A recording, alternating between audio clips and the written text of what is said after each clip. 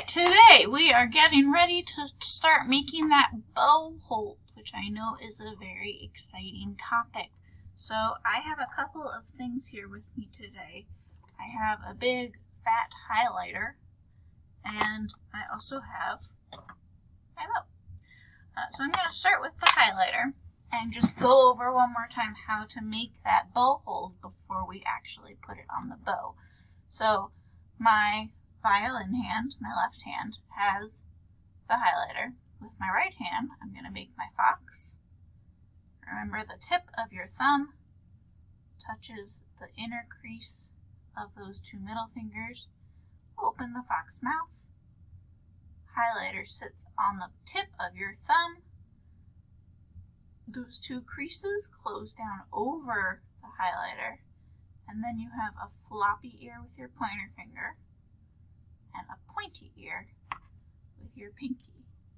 You should be able to check your spyglass, tap your pinky, tap your first finger, and tap your two middle fingers, all while keeping a bent thumb. You can see that my thumb is nice and curved, and you can think of it as a smiling thumb. So that is my highlighter bow hold, or my straw bow hold. Now to make it on a bow, I'm going to take my bow. I have this middle tape here in the middle of my bow. With my left hand, I'm going to gently hold the stick in my left hand at the middle so that my right hand can form the bow hold without getting tight.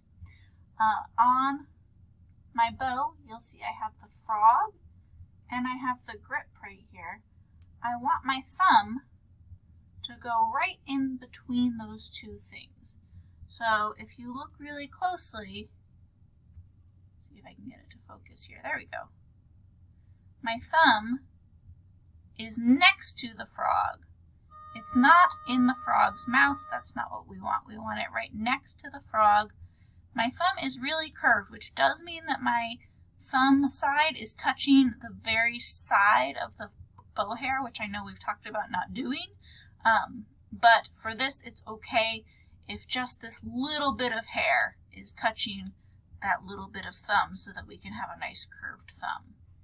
Next step is to close those two mouth buck teeth over the frog, and you see that my teeth drape all the way down the side of the frog. I don't want to hold them up here because that makes me squeeze my hand, and that's not what we want. So we close our mouth all the way over the frog. We have our our floppy ear, just our pointer finger draped loosely over the end of the stick. And then in this yellow circle here, we stick our pinky, and that helps our pinky to get nice and strong. And so we put our pinky in the pinky house, and it keeps our hand also from sliding up.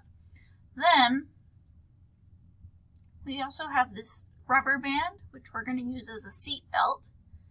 And I'm just going to stick my ring finger in that seat belt, again, just as a little bit of extra help to keep my finger from going way up here, and also to keep it from creeping up too far up the stick of the bow. So this is my really good bow hold. I can tap my pinky. I can tap my first finger.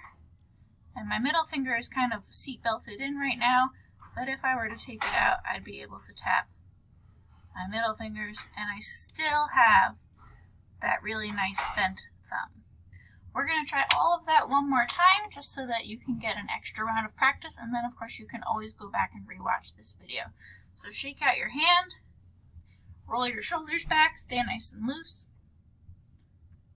Bow goes in the left hand, holding lightly the stick at the middle.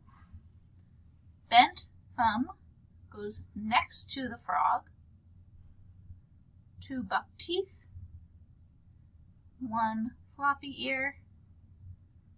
One pointy ear. You can seat belt your ring finger in. And then turn your bow up. It'll be a little bit easier to hold it this way once you've formed that bow hold. You can be a jellyfish. You can tap each of your fingers. You can wiggle your thumb. And then then if you want to get really fancy, you can spider crawl down and spider crawl back up. And then when you get back to the frog, see how fast you can reform that bow hold.